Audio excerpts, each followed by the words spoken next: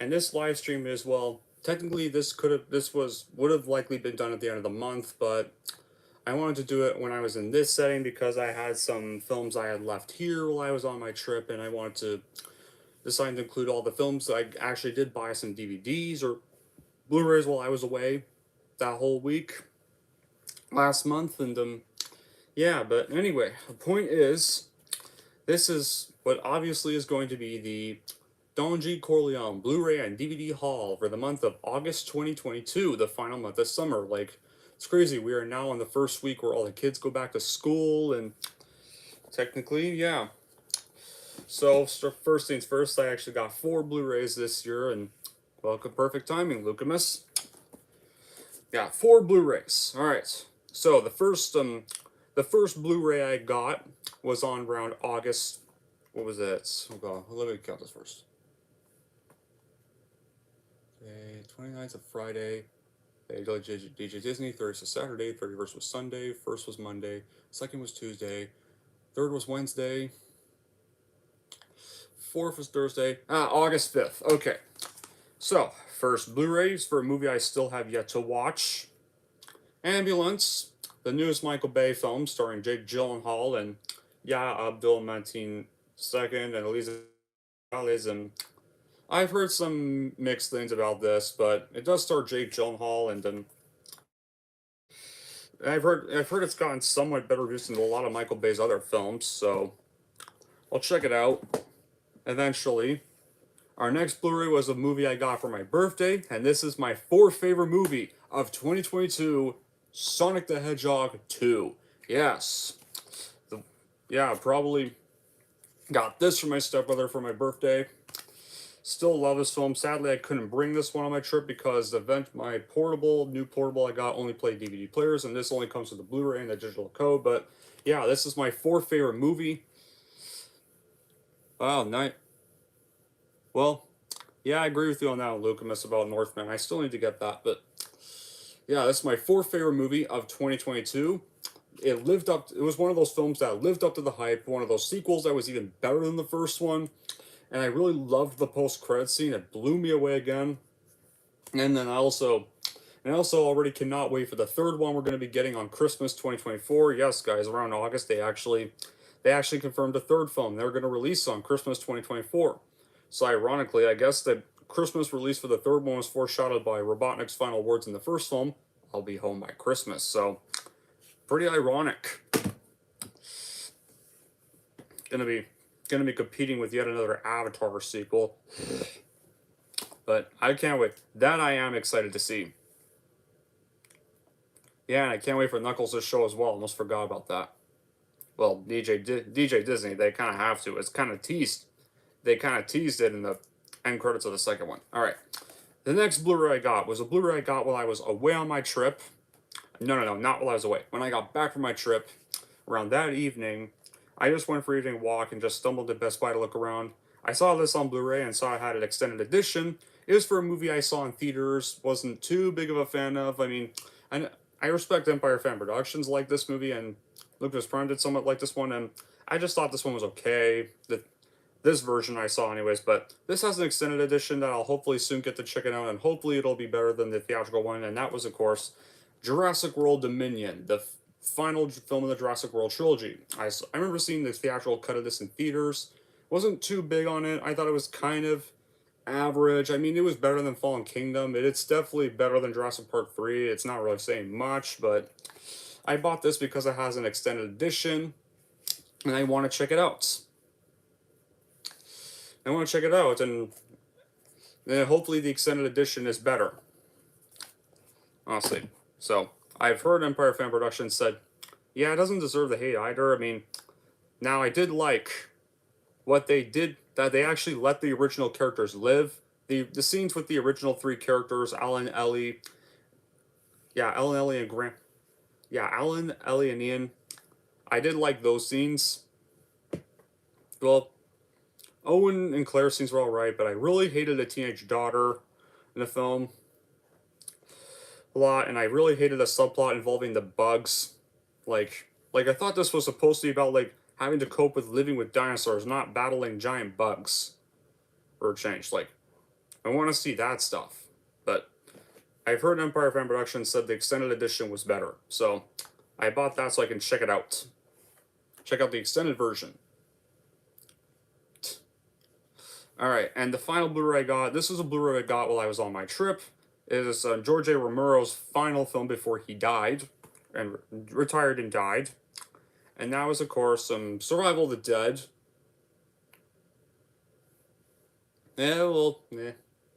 This final one. I bought Night of the Living Dead last year, and I bought it because it was the last movie George A. Romero did before he passed away. Yeah. Very legendary zombie filmmaker. For sure. So, yeah. So, I want to see... Yeah, so I do plan to find his other films. I have the Night of the Living Dead original film. I bought that last year. I do plan to find... I'm going to be reviewing that on Halloween Horror Movie Review Season 3, so stay tuned for that. Eventually, when I do get to that. And I do plan to find his other films like Dawn of the Dead, Land of the Dead. Apparently, there's a film called Diary of the Dead. Yeah, but I haven't seen Survival of the Dead, but should check it. I might check that out once I see his other Living Dead or Dead films. All right, that covers the Blu-rays. On to the DVDs. So these are 4 of these I got on August 5th. And now, of course, our first one is for the older Disney animated films, Hercules. Yes, I think this is one of their most underrated films of all time. You got James Wood voicing an iconic villain in Hades. You got some pretty iconic moments. Like, you even got Danny DeVito voicing a very funny character named Phil. And yeah, this was probably this was kind of their most lighthearted. This is probably their most lighthearted after this was made after how really dark Hunchback of Notre Dame was. So this was kind of a good way to go after some of the backlash Hunchback of Notre Dame got, which is actually my 4th favorite Disney movie of all time for that very reason. Not because of not the backlash, because of the more darker, serious tone and stuff. But Hercules is also among one of their best. And our next 3 are horror films. The starters, The Last House on the Left, the original version, the very, very first Wes Craven movie. Yeah, the first film Wes Craven did. I have not seen this version. I have seen the remake. So I do plan to check this one out. I apparently heard it's pretty nasty. It's apparently Wes Craven's most nasty movie. I also bought this because I am going to be reviewing this in Halloween Horror Movie Season 3. These 3 horror movies I got, I am going to be reviewing on Season 3. Well, DJ Disney, I've seen the remake, and it's fucked up. It's definitely one of the most fucked up movies for sure. I wouldn't say as fucked up as something like I Spit in Your Grave, or a Serbian film, or Human Centipede. Nice find. But definitely, for what I've seen the remake, it's pretty fucked up. Even I've heard this one's just as fucked up. Alright, our next horror film. This piece of shit. Yeah, the worst horror sequel of all time, tied with Texas Chainsaw Massacre: The Next Generation. You want to know the sad thing is? Apparently this even stars James Earl Jones. The legendary James Earl Jones actually stars in this. From Star Wars: A New Hope to frickin' this. Oh, God. I'm also going to be ranting on this one. You're not missing anything, DJ Disney. It's awful. Yeah, but I have no idea, but we all remember he ended up doing Coming to America 2, which sucked. But well, less said about this, the better. Moving on. Thankfully, our next horror film is also part of the Exorcist franchise, except actually a good sequel, The Exorcist 3. Now, apparently this one's a fan favorite. I'll be reviewing this. And I've heard it's definitely way better than The Heretic. So, yeah, this one I definitely can't wait to check out. I've only seen the first one, guys, so Can't wait to check out 3 for sure. Alright, our next one is going to be for a comedy film. And this was the last good one from a certain actor that has lost the respect of a lot of us. Understandable. The next one, this one I got while I was on. Yeah, I think you would. I think you would. I haven't really seen. Well, but this next one I got was a comedy film from an actor that a lot of us lost respect from. The last good one he did. And this was while I was away.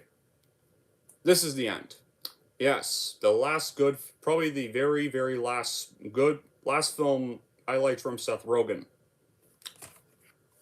This is actually like pretty funny take on the end of the world, typical end of the world doomsday movies where you have all these like actors who are in most of the movies Seth Rogen did before this, all coming together, playing fictional versions of themselves, hiding out in James Franco's house and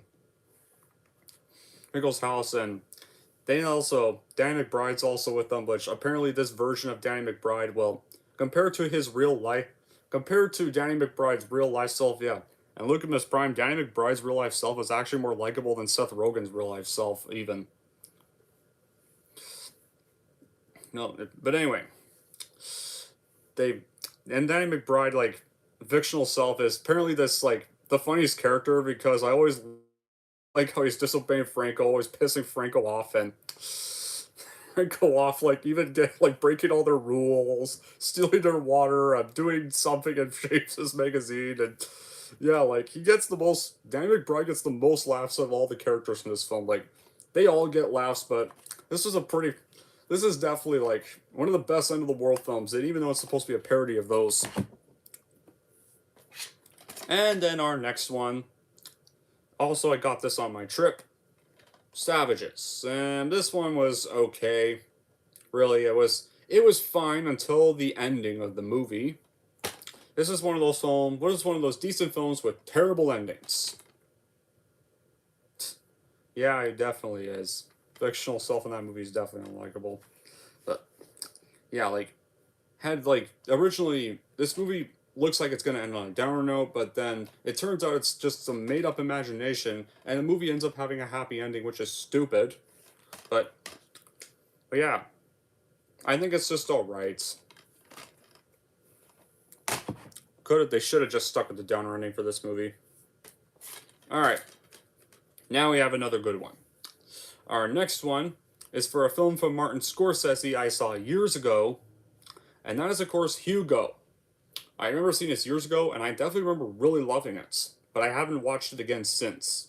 So I bought it because I want to rewatch this movie because I really loved it. Like, it's one of the best films of 2011, easily. Like, it's one of the few this and Departed are the two only Martin Scorsese films I've seen, but this film was definitely great. Nice choices. I got figures of Michael, Freddy, and Jason, and Chucky. It does, but it's not a Harry Potter film. But I really like this one. Need to rewatch it. Don't remember much about it though. All right, next one is going to be for one I got on my final days of my trip, and this is a movie trilogy I do plan to review. Although I technically did rewatch this whole trilogy on Netflix, but I still own the movie anyway because I still love this movie. Ocean's 11. My favorite heist movie of all time, my favorite performance from George Clooney, and my favorite Steven Soderbergh movie. Like, this is just a very iconic heist film. It's the best heist movie I've ever seen in my life. Got all these actors coming together, playing 11 crooks who team up to rob Andy Garcia, ES Casino. Yeah, I really like this trilogy. I like this one the most. I like Ocean's 13 second place. I like Ocean's 12 third place. And I like Ocean's 8 in fourth place.